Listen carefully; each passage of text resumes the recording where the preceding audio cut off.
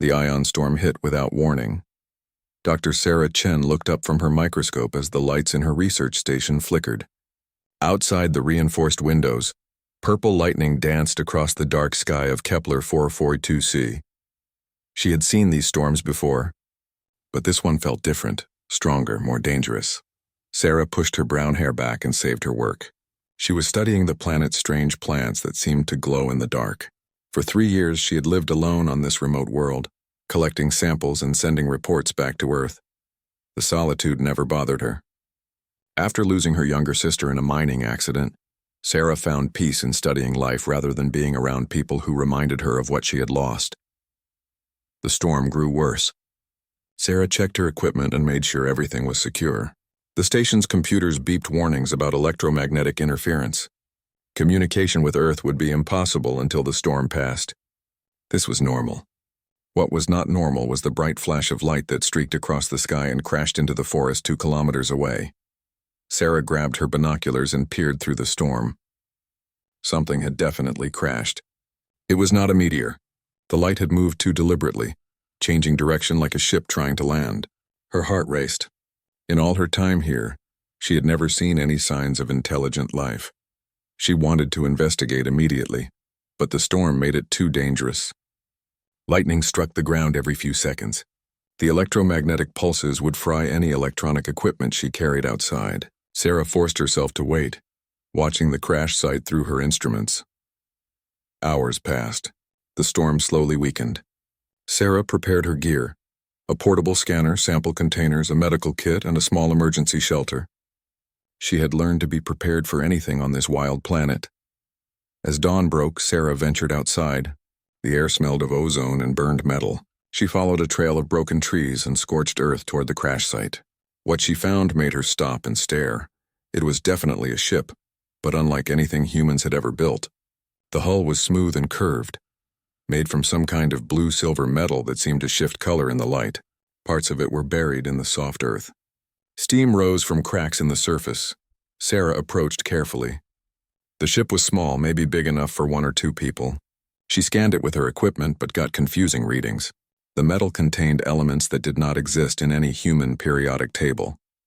She walked around the ship, looking for an entrance or any signs of life. On the far side, she found where something had broken free. There was a hole in the hull surrounded by what looked like crystalline fragments. A trail of the same blue fragments led away from the ship into the dense forest. Sarah followed the trail.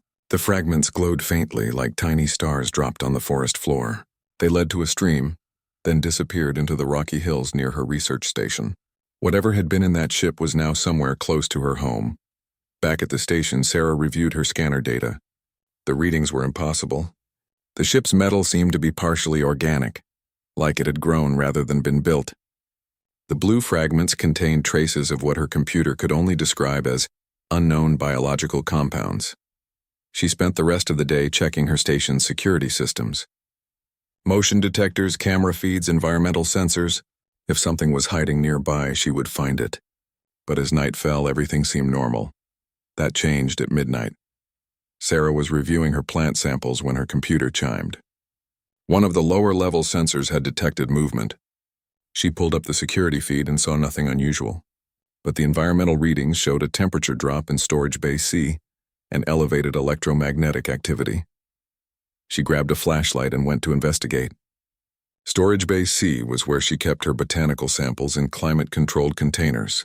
As she descended the stairs, Sarah noticed her breath forming small clouds. The temperature had dropped at least 10 degrees. The storage bay looked normal at first glance. Rows of sample containers lined the walls, each one carefully labeled and dated. But something was different. Several containers had been moved, arranged in a small circle in the corner of the room. Inside the circle, Sarah found more of the blue crystalline fragments. Her heart pounded. Something intelligent had been here. Something that had crashed in that alien ship, and it was somewhere in her station right now. Sarah slowly backed toward the stairs, her flashlight beam sweeping the room. In the far corner behind a stack of equipment crates, she saw a faint blue glow. As she moved closer, the glow disappeared. "Hello?" Sarah called softly. "I know you're here." "I'm not going to hurt you." Silence. But the temperature continued to drop. Sarah thought about what she knew. An alien ship had crashed. Its pilot was injured, based on the trail of fragments. The pilot had somehow entered her station and was now hiding in the storage bay. It was probably scared, possibly dying. She sat down on the floor and turned off her flashlight. In the darkness, she could see the blue glow more clearly. It pulsed gently like a slow heartbeat. "My name is Sarah," she said quietly. "This is my home. I study plants here. I'm a scientist, not a soldier." The glow flickered. "You're hurt, aren't you? I can help. I have medical supplies." The blue light moved slightly, as if whatever was creating it had shifted position. Sarah remained still for nearly an hour, speaking softly about her work, her life, her hopes to understand the life on this planet. She talked about her sister, about how losing her had made Sarah want to protect life instead of destroying it. Finally, exhaustion forced her to return upstairs. But first, she left a bottle of water, some food packets, and a simple first aid kit at the bottom of the stairs. If the alien was hurt and thirsty, maybe it would understand that she wanted to help. Over the next 2 days, the supplies disappeared. Sarah left more food and water, along with simple pictures she drew showing herself helping injured animals. She hoped universal concepts like healing might translate across species. The alien remained hidden, but Sarah noticed other signs. Her computer systems experienced brief electromagnetic pulses. The temperature in different parts of the station fluctuated. Sometimes, late at night, she heard soft sounds that might have been movement, or might have been something else entirely. Sarah began to worry. The electromagnetic disturbances were getting stronger. If the alien was generating them, it might mean its condition was worsening. She had seen similar patterns in some of the planet's native creatures when they were seriously ill. On the third night, the lights in Sarah's lab suddenly dimmed. Her computer screens flickered. All around the station, electronic systems began to fail one by one. Sarah grabbed an emergency flashlight as the main power went out. In the darkness, she saw it clearly for the first time. A faint blue figure collapsed in the doorway of her lab. It was vaguely humanoid but seemed to be made of translucent crystal. As it fell, the blue glow that had sustained it began to fade. Sarah ran forward without thinking. The alien was dying, and her instincts as a scientist and healer overwhelmed any fear she might have felt. As she knelt beside the fallen figure, she realized that everything was about to change. The first contact between humans and an alien species was not happening in some grand diplomatic meeting or through radio signals across space. It was happening in a small research station, with a scared human woman trying to save the life of a dying alien who had probably never seen a human before. Sarah reached out her hand toward the fading crystalline being, hoping she was not too late. Zephyra had never been so terrified in her life. Through her empathic abilities, she could sense the human approaching, and what she felt contradicted everything the collective had taught her about these creatures. According to Etherian records, humans were savage beings. They fought endless wars, destroyed their own planet, and had spread across the galaxy like a plague. The collective classified them as Class 7 aggressive, warning all Etherians to avoid contact at all costs. Humans were said to capture other species for horrible experiments, torture prisoners for information, and kill without mercy. But this human felt different. As Sarah knelt beside her collapsed form, Zephyra's crystalline structure picked up the woman's emotions like a radio receiving signals. Fear was there, yes, but not the predatory hunger Zephyra expected. Instead, she sensed desperate concern, determination, and something she had never felt from another being before. Pure, selfless compassion. Easy, Sarah whispered, her hands hovering uncertainly over Zephyra's translucent blue form. I want to help you, but I don't know how. Zephyra tried to retreat, but her bioluminescent organs were failing.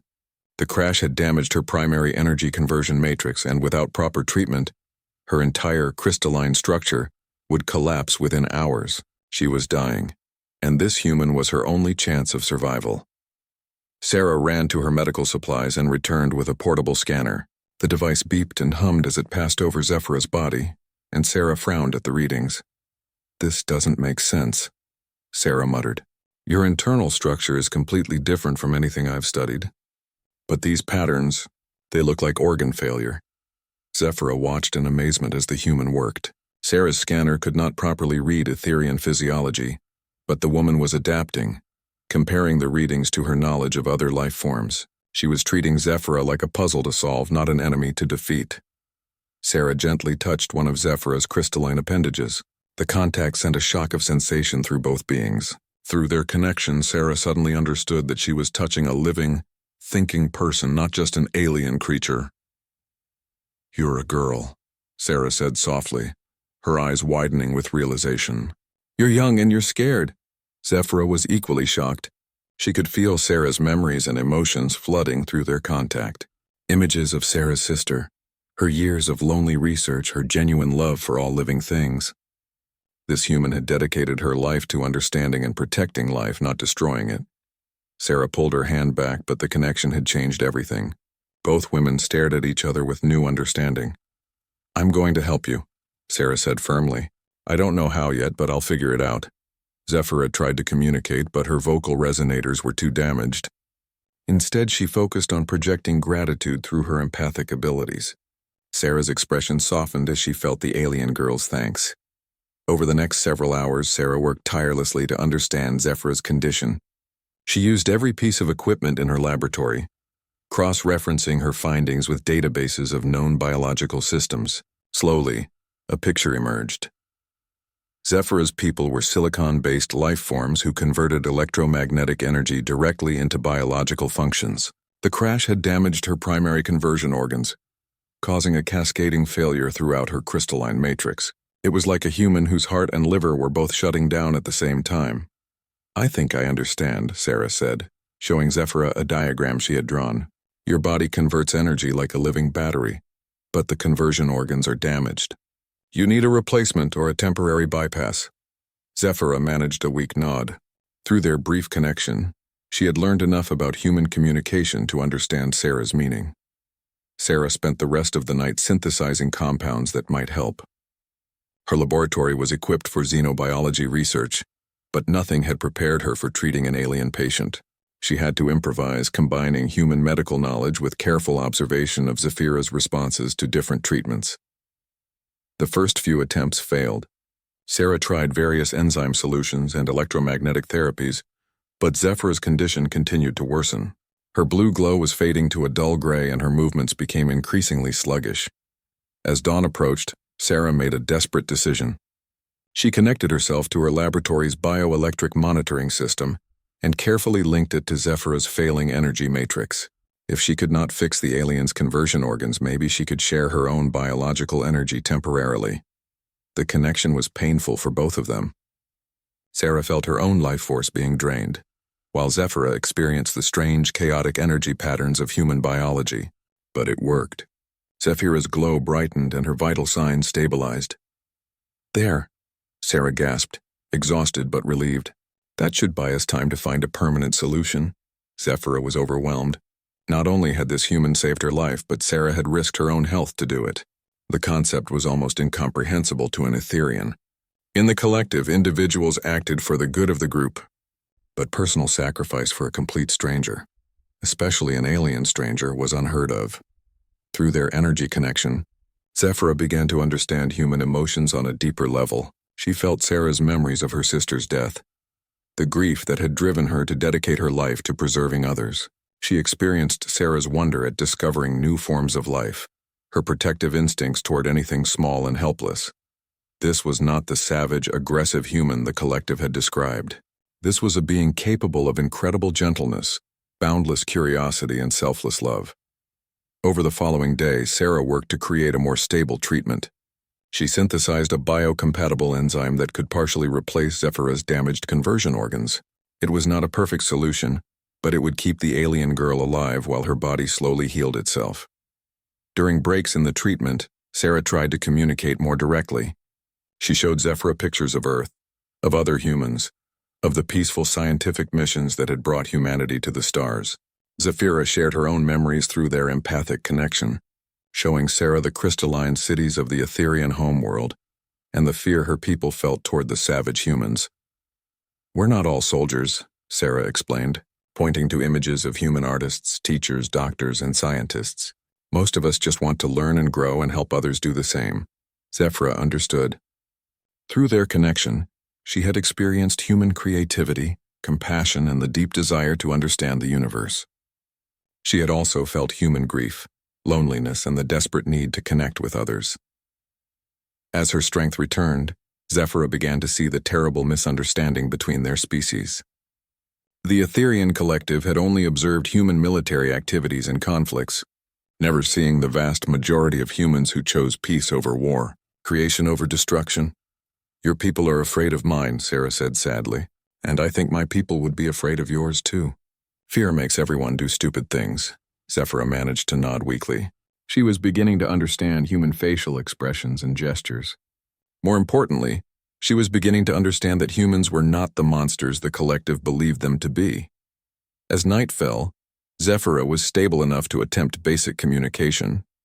Using a combination of empathic projection and simple gestures, she began to tell Sarah about her people, her mission, and the deep-rooted fears that had shaped Etherian policy toward humans. Sarah listened with growing sadness and hope, sadness for the misunderstandings that had kept their species apart, and hope that maybe, just maybe, they could build a bridge between two very different but equally remarkable civilizations. Neither of them knew that their greatest test was yet to come. 3 days had passed since Sarah first found Zephyra collapsed in her laboratory. The human woman had barely slept, working around the clock to keep the alien girl alive. Sarah's eyes were red with exhaustion, and her hands shook from too much caffeine and too little rest. Zephyra watched her savior with growing amazement. Even through her weakened empathic abilities, she could feel Sarah's determination burning like a flame that refused to die. The human had given up eating regular meals, sleeping in her bed, even basic self-care to focus entirely on Zephyra's recovery.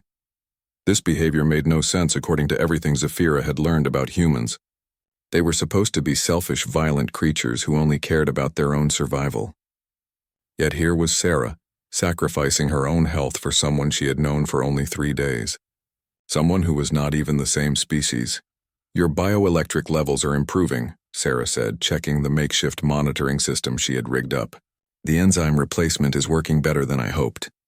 Zephyra tried to respond, but her vocal resonators were still damaged. Instead, she reached out with one crystalline hand and gently touched Sarah's arm.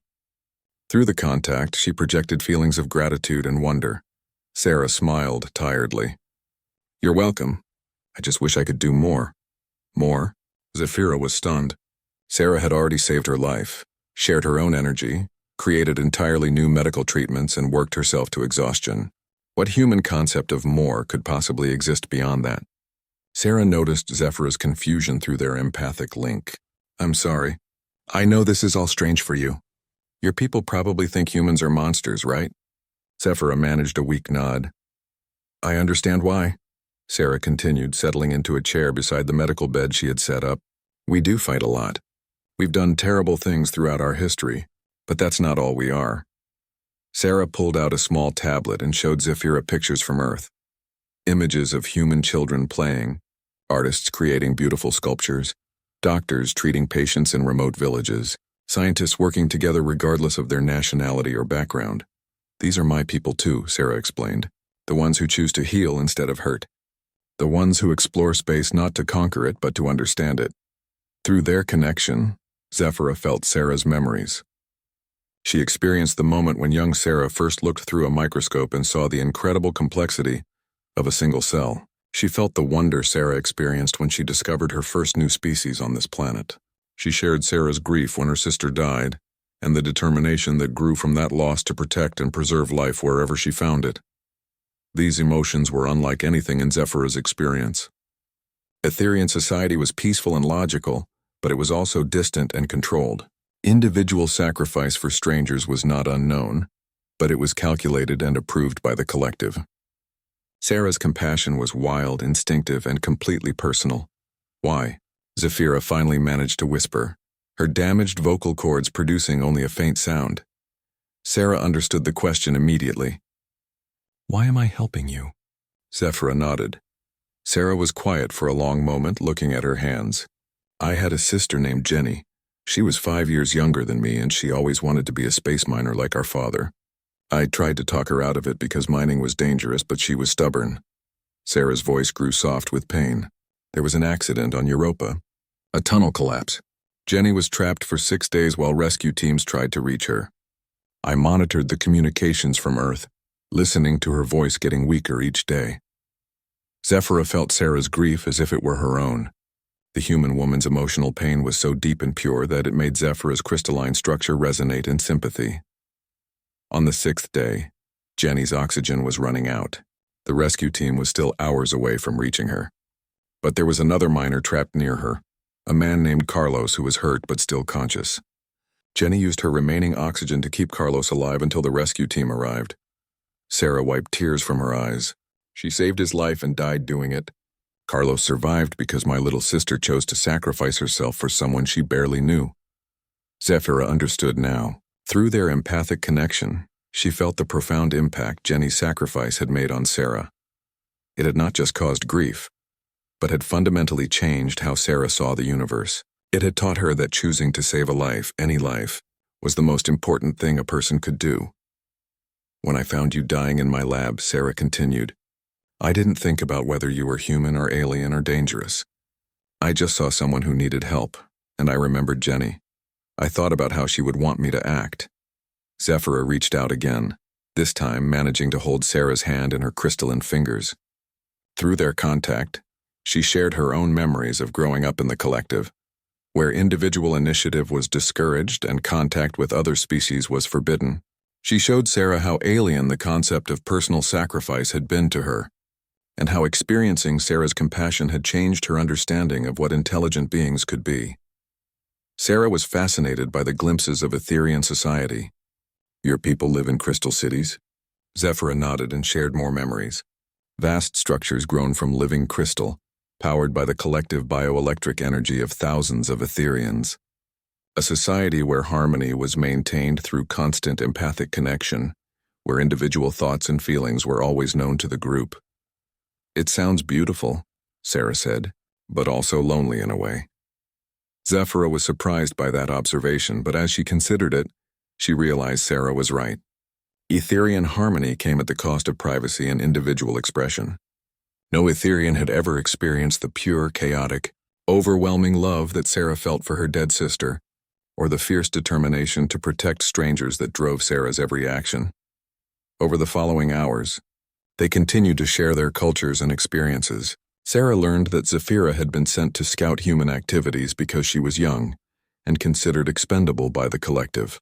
If she was captured or killed by the savage humans, it would confirm their beliefs about humanity's nature without losing anyone important. Zephyra learned that Sarah's research station was one of hundreds scattered across the galaxy, all staffed by humans who had chosen to study alien life rather than exploit it. She was amazed to discover that most human space exploration was peaceful, focused on understanding the universe rather than conquering it. Your people judged us by our worst actions, Sarah said, but I guess that's what people do when they're afraid. And my people never saw humans like you, Zephyra replied, her voice growing stronger as her vocal cords healed. We only watched your military and your wars. We never saw your scientists and healers. As Zephyra's strength returned, she began to help Sarah with her research. Her crystalline structure could process electromagnetic data in ways human technology could not. And she was fascinated by Sarah's work with the planet's bioluminescent plants. These plants, Zephyra observed, examining one of Sarah's samples, they convert starlight into chemical energy like my people do. Sarah's eyes lit up with excitement. Really? Could you show me how? Working together, they made discoveries that neither could have achieved alone.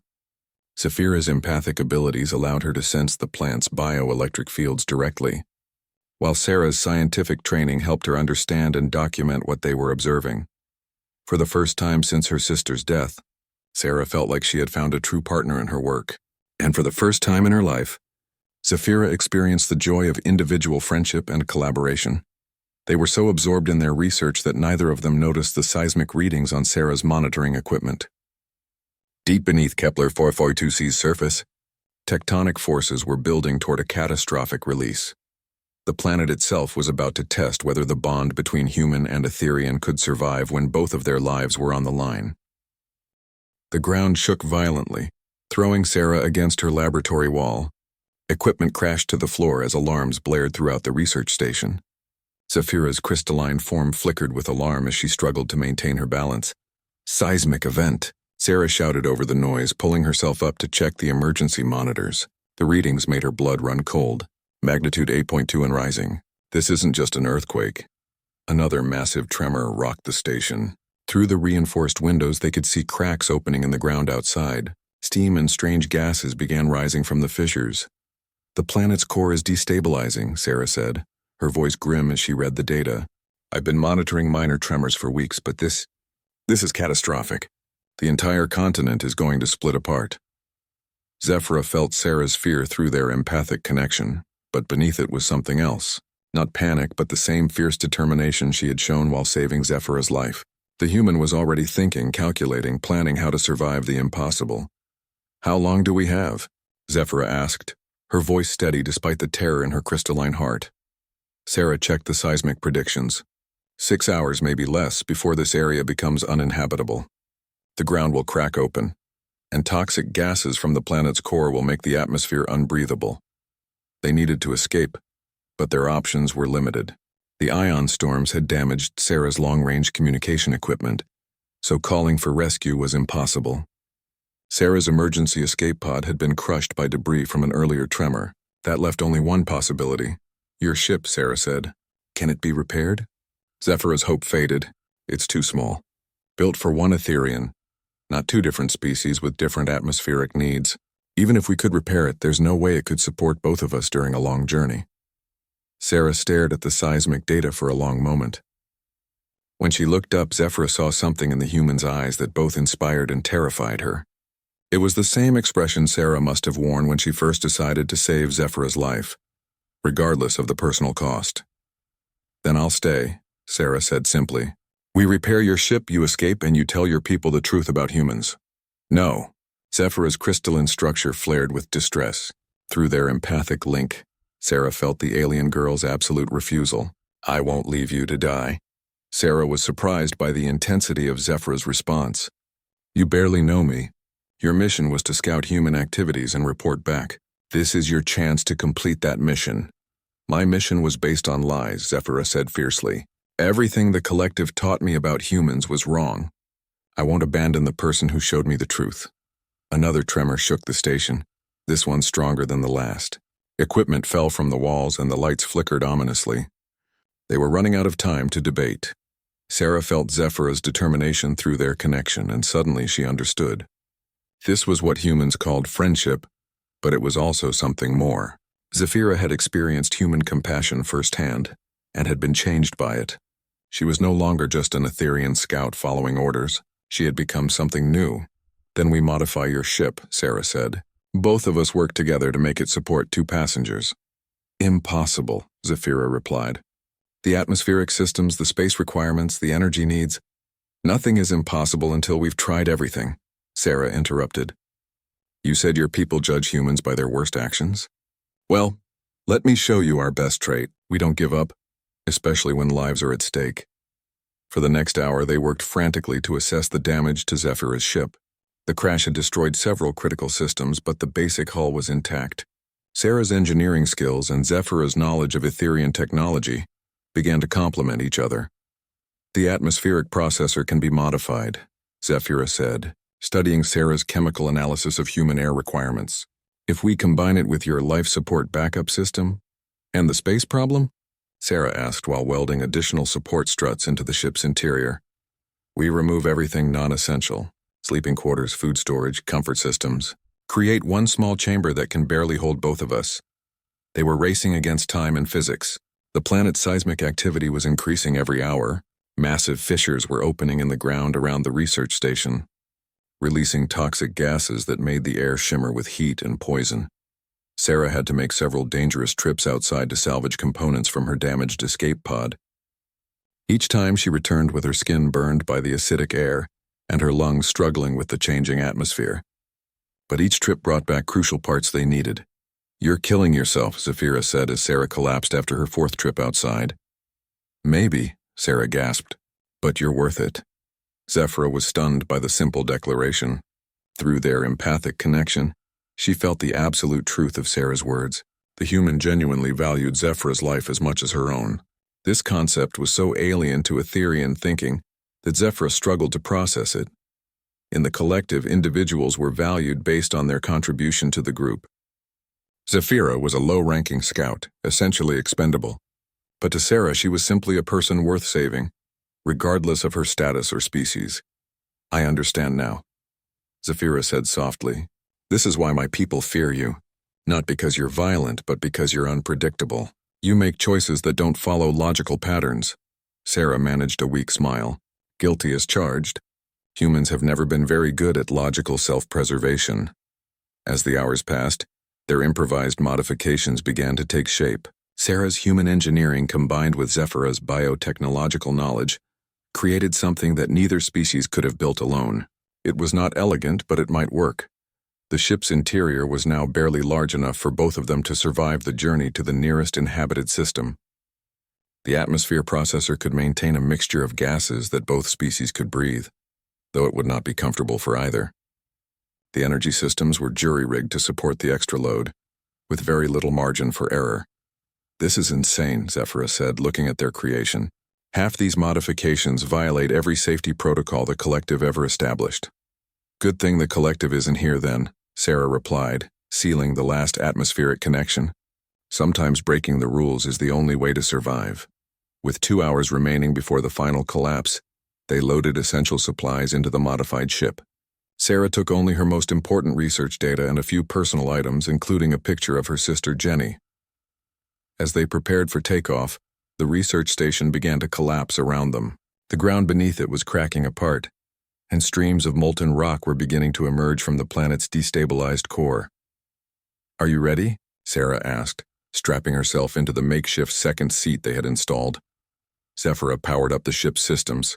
The engines responded sluggishly, struggling with the extra weight and modified configuration. "I'm not sure this is going to work." "It'll work," Sarah said with absolute confidence. "It has to. We didn't come this far just to give up now." As they lifted off from the dying planet, Zephyra realized that she had been fundamentally changed by her time with Sarah. She had learned what it meant to hope against impossible odds, to fight for someone else's life as if it were your own, and to trust in the bond between two very different beings. Behind them, Kepler 442c tore itself apart in a display of geological violence that could be seen from space. Ahead lay the unknown dangers of their jury-rigged ship, and the challenge of reaching safety with barely functioning life support. But for the first time in her life, Zephyra understood what humans meant when they talked about courage. It was not the absence of fear. It was choosing to act in spite of fear, especially when acting meant saving someone you cared about. The small ship limped away from the dying world, carrying two unlikely friends toward an uncertain future. The modified ship shuddered and groaned as it struggled through space. Warning lights flashed constantly on the jury-rigged control panel, and the atmospheric processor wheezed like an old machine fighting to stay alive. Sarah and Zephyra were crammed together in a space barely large enough for one person, breathing air that tasted metallic and burned their throats. "Life support at 60%, Zephyra reported, her crystalline fingers dancing over controls that had never been designed for their current configuration. "We're using more power than the engines can generate." Sarah checked her calculations on a handheld tablet. "We're still 18 hours from the nearest inhabited system. At this rate, we'll lose life support in 12. Any normal person would have panicked. But Zephyra had learned that humans did not give up easily, and she was beginning to understand why that trait made them so dangerous to other species. Sarah's mind was already working on solutions, refusing to accept defeat even when the mathematics seemed impossible. "What if we shut down non-essential systems?" Sarah suggested. "Reduce power consumption? We already have. Everything except life support and basic navigation is offline." Sarah was quiet for several minutes, studying their readings. Finally, she looked up with that expression Zephyra had learned to recognize. The human had found an answer, but it was going to be dangerous. "What if we alternate?" Sarah said. "Run life support for me for 6 hours, then switch to your atmospheric needs for 6 hours. Each of us goes into emergency hibernation during the other's cycle." Zephyra's crystalline structure flickered with alarm. "That's suicide. Neither of us can survive 6 hours in the other's atmosphere." "Maybe not under normal circumstances," Sarah agreed. "But you can slow your metabolic processes, right? And I can use my emergency hibernation drugs to reduce my oxygen needs." It was insane, but Zephyra realized it might actually work. Etherians could enter a low-energy state similar to hibernation, and Sarah's medical supplies included drugs designed to slow human metabolism during emergencies. The margin for error is 0, Zephyra warned. If the atmospheric processor fails during either cycle, the person in hibernation dies. Sarah smiled grimly. Then we make sure it doesn't fail.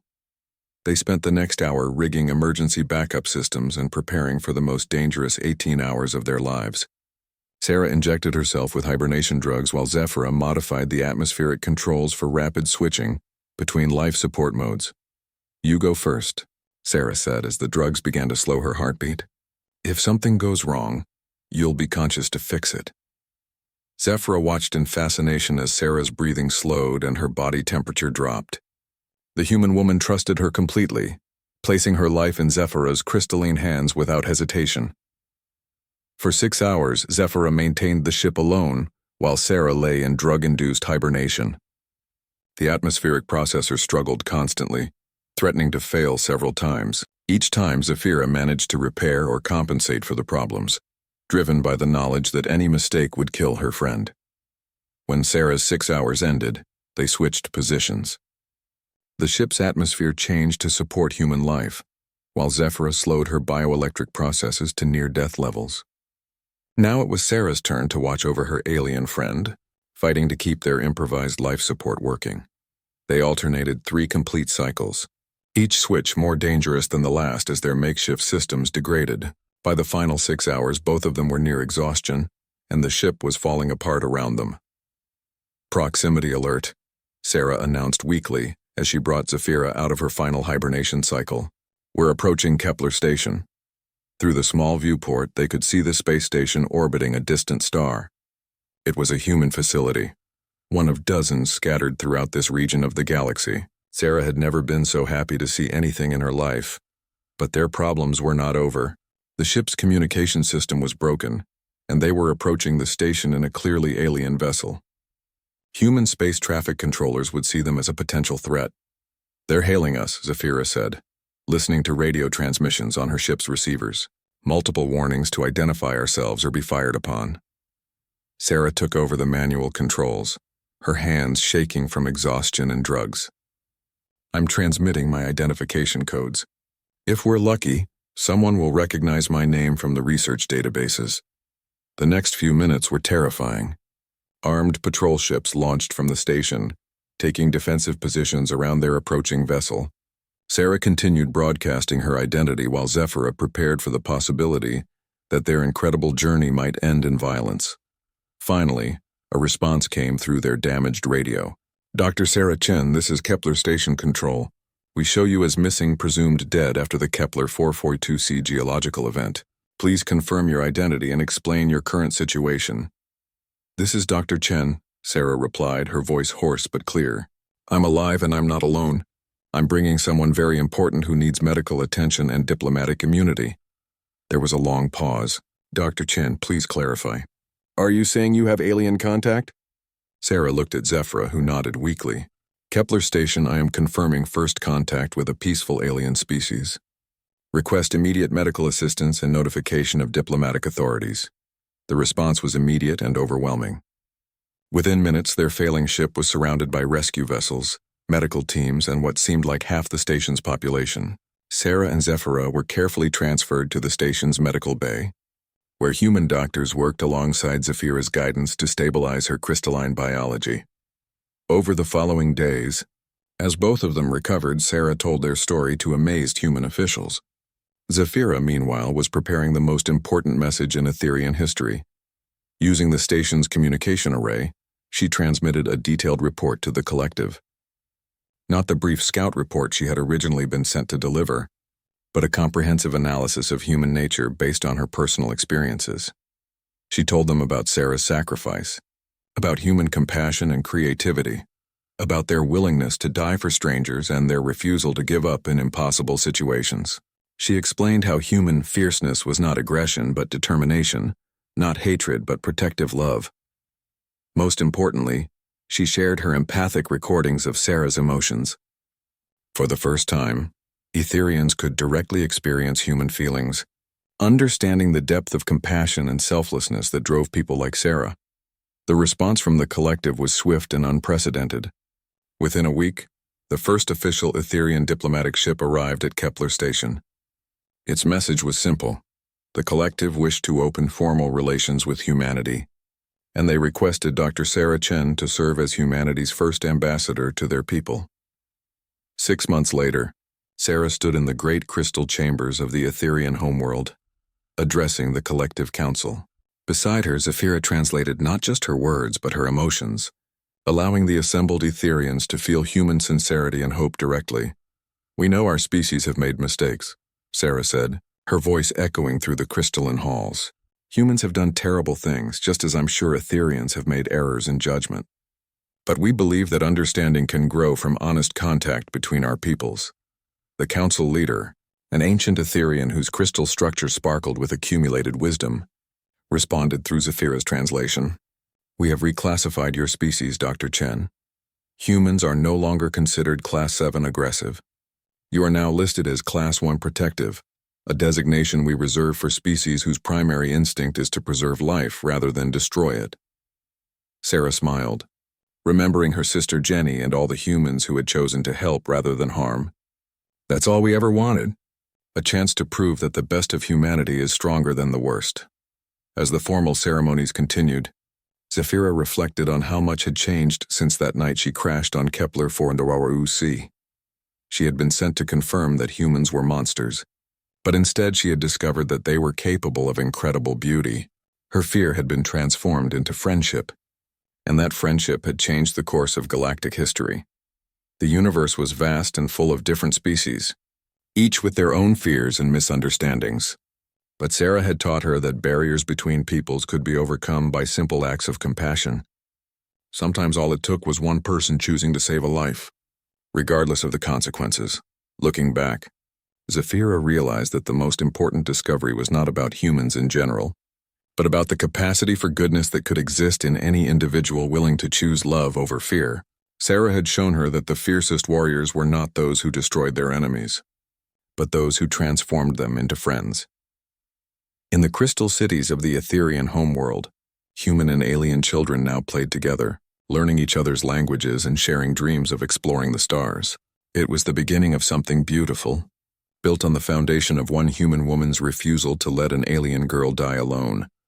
The galaxy was becoming a smaller, friendlier place, one rescued life at a time.